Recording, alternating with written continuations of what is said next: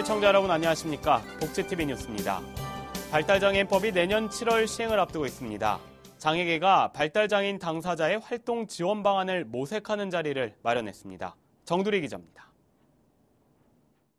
내년 7월 발달장애인 권리보장 및 지원에 관한 법률 시행을 앞두고 법에 명시된 발달장애인의 자기 결정권을 존중하고 그들의 활동을 지원하기 위한 고민이 활발하게 일어나고 있습니다. 더불어 발달장애인을 보호의 대상으로 보는 시각이 컸던 한국 사회 속에서 최근 들어 당사자들의 자주 모임과 활동들이 작지만 의미 있게 이어지고 있는 가운데 한국발달장애인 가족연구소 소속 당사자로 구성된 극단 멋진 친구들은 지난 9월 일본에서 열린 제1회 지적장애인 본인대회에 참가하며 당사자 활동의 영역을 넓혀가고 있습니다. 인형극 했을 때 가장 보람이 깊었던 건요.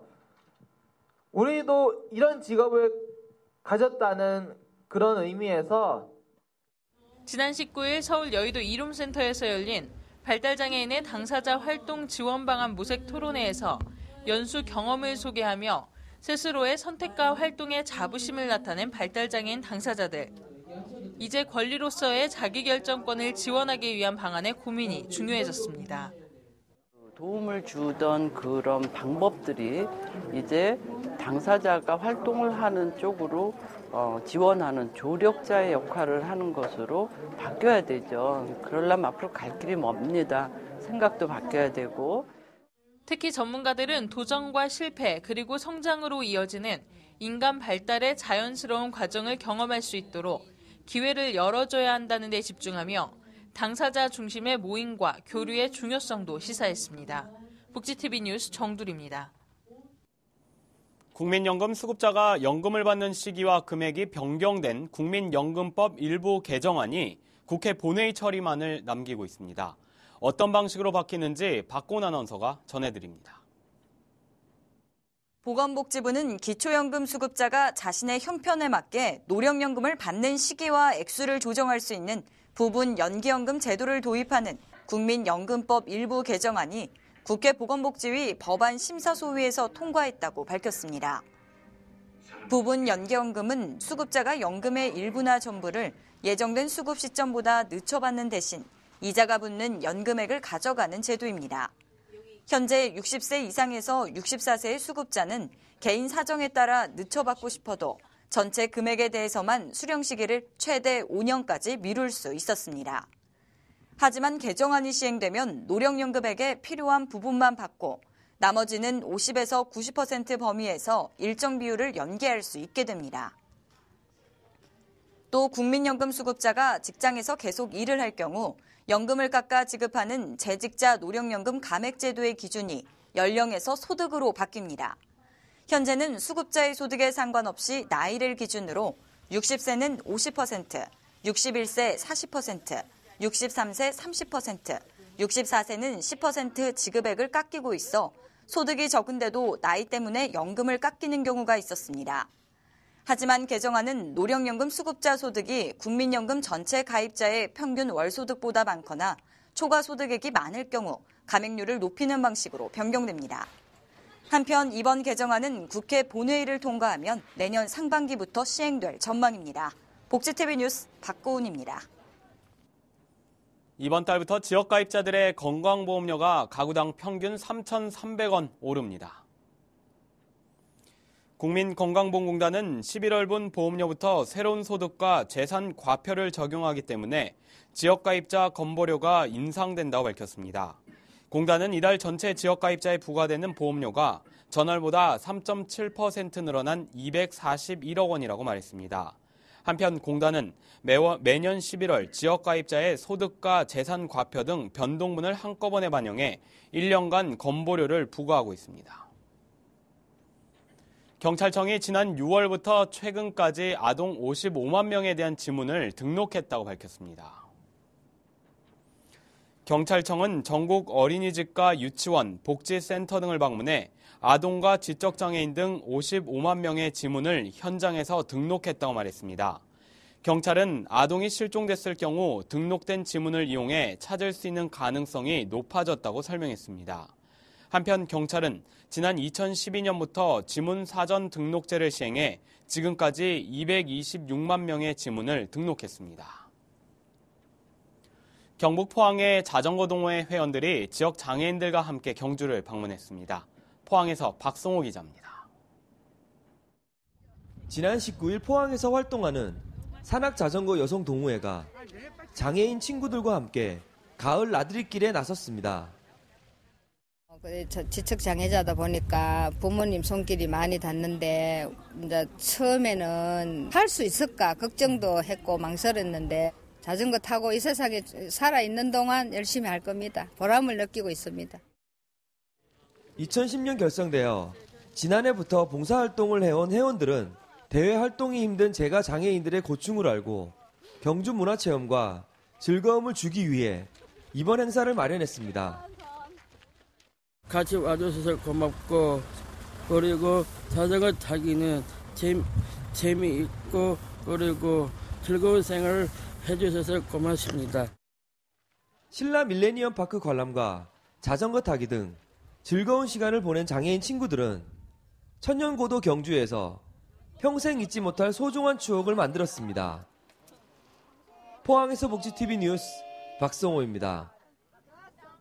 서울시 강동구와 중랑구를 직통으로 연결하는 다리와 터널이 개통했습니다. 서울 동부권의 교통정체가 해결될 전망입니다. 서울 강동과 중랑 지역을 바로 연결하는 도로인 구리 암사대교와 용마터널이 개통함으로써 동부권의 교통지도가 바뀔 전망입니다. 그동안 이 두 지역은 아차산과 한강으로 단절돼 있어 주변 천호대교와 강동대교로 우회해야 했습니다. 때문에 이번 개통을 통해 강남북 간 이동 시간이 기존 30-40분대에서 10분대로 대폭 단축될 전망입니다. 서울시는 이번 개통이 동부권의 교통정체 해소뿐만 아니라 강남북 간 지역 균형 발전에 크게 기여할 것이라고 말했습니다. 용마 터널을 관통해서 서울 강동구와 구리시 그리고 중랑구가 함께 연결됨으로써 교통 개선과 또 지역 균형 발전에도 큰 도움이 되리라고 생각합니다. 특히 서울시는 이번 개통 구간에 새로운 버스 노선을 배치할 예정이라고 밝힌 가운데 두 지역 간의 교통 이동 약자 이동도 보다 쉬워질 것이라고 말했습니다. 강일에서 명일동에서 사가정 우선 면목 5동만 이렇게 해서 우선 운행을 하겠다고 합니다. 그래서 이번에 신설된 그 노선을 인해서 저상버스를 한번 만들어 보면은 장애인들도 대환영을 할 거고. 한편 서울시는 구리 암사대교와 선사로, 고덕지 구간 도로는 일부 개통된 상태이며 내년 6월까지 전면 개통할 계획이라고 설명했습니다. 경기도 여주시가 지역 노인들의 이동 불편을 해결하고자 여주시 택시회사와 손을 잡았습니다. 여주시는 지역 택시회사와 공동으로 행복택시 사업을 시작했다고 밝혔습니다. 여주시는 대중교통 이용이 쉽지 않은 노인들을 위해서 택시를 대체 교통수단으로 활용해 운임의 일부를 시에서 부담한다고 말했습니다. 따라서 지역 교통 이동약자들은 읍면동 소재지까지는 1인당 1,000원을, 여주 시내는 1인당 1,500원만 부담하면 됩니다.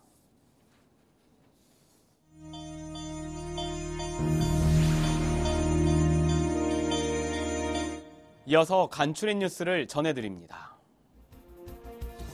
금융감독원은 시각장애인들이 인터넷 뱅킹을 이용할 때 이어폰을 연결해 음성으로 일회용 비밀번호를 확인하는 음성 OTP 서비스가 도입된다고 밝혔습니다. OTP란 1회만 사용 가능한 비밀번호를 생성하는 기기로 보안카드와 달리 한 개의 OTP로 모든 은행 거래에 사용이 가능합니다.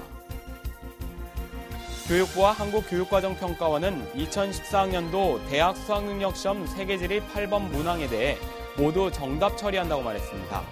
따라서 대학들은 피해 학생의 신청 여부와 상관없이 변경된 세계지리 성적을 바탕으로 작년 대학 입학 전형 결과를 재산정해 추가 합격 여부를 결정하게 됩니다. 한국뇌성마비복지회가 최근 개관한 나로센터 내에 있는 더 스마일 치과를 개원했습니다. 더 스마일 치과는 일반 병원을 이용하기 어려운 뇌변변 장애인에게 치과 서비스를 제공하게 됩니다. 서울시와 서울문화재단이 장애인, 노인 등 외부 활동이 어려운 시민을 찾아가 문화예술 서비스를 제공합니다. 올해는 자치구 순회공연 프로그램으로 오는 20일 강서구를 시작으로 저소득층 4,600여 명을 초청해 총 9번의 공연이 진행될 예정입니다. 경상북도가 장애인 거주시설 인권지킴이단 교육을 실시했습니다. 경북도는 이번 인권지킴이단 교육을 통해 장애인 거주시설의 성추행과 폭행, 감금학대와 같은 가혹행위를 방지하겠다고 말했습니다. 한편 경북도는 지난 4월부터 약 한 달간 장애인 거주시설에 대한 인권 실태 전수조사를 실시했습니다.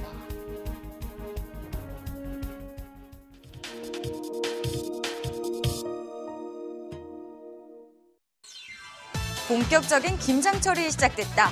주부들의 손길도 바빠지는 이 시점. 하지만 김장만 하고 나면 온몸이 욱신욱신. 근육이며 관절이며 고통을 호소하는 이들이 많은데 이번 시간 건강해지는 팁에서는 김장 후유증 예방법을 알아본다. 구부정한 자세로 앉아 김장을 하는 모습 흔하게 볼 수 있는데요. 혈액순환을 방해하고 허리에 무리가 많이 가는 자세입니다. 그전에는 앉아서 했는데 김장을 요새는 식탁에다가 펴놓고 서서 해요. 왜냐면 다리가 덜 아프거든 그러면. 김장을 하면서 척추 건강까지 지키려면 식탁처럼 받침대 위에 배추를 올려놓고 의자에 앉아서 하는 자세가 좋습니다. 바닥에 앉는 자세로 장시간 일하다 보면 어깨 결림이나 관절통이 심해질 수 있습니다. 허리가 안 좋으신 분들은 구부리는 걸 좀 더 삼가하시고 어깨가 안 좋으신 분들은 무거운 걸 팔로 옮기는 걸 좀 삼가하시고 무릎이 아프신 분들은 쪼그려 앉는 걸 삼가하는 게 좋을 것 같습니다. 순간적인 욕심으로 관절을 다치기도 하는데요. 무거운 배추를 조금씩 나눠서 옮기고 김치독도 여럿이 함께 들면 관절의 부담을 최대 80%까지 줄일 수 있습니다. 또 일하는 중간에 30분에 한 번씩 온몸을 풀어주는 스트레칭이 필요합니다. 목과 허리를 젖히거나 돌려주고 어깨와 손목 관절 운동도 잊지 말아야 합니다. 김장을 마친 후에는 목욕을 하거나 찜질이 도움이 됩니다. 통증이 심할 때는 냉찜질이, 약간 피곤한 정도일 땐 온찜질이 좋습니다. 건강하게 김장을 마무리하기 위해서는 마무리, 설거지도 중요한데요. 발판에 한쪽 발씩 번갈아 올려놓으면 무게가 분산돼 허리로 가는 부담을 줄일 수 있다고 합니다. 맛도 좋고 건강에도 좋은 한국인의 음식 김치. 우리 몸의 건강도 챙기면서 김장하기 잊지 마세요. 이야기가 있는 시간 오늘의 한 컷입니다.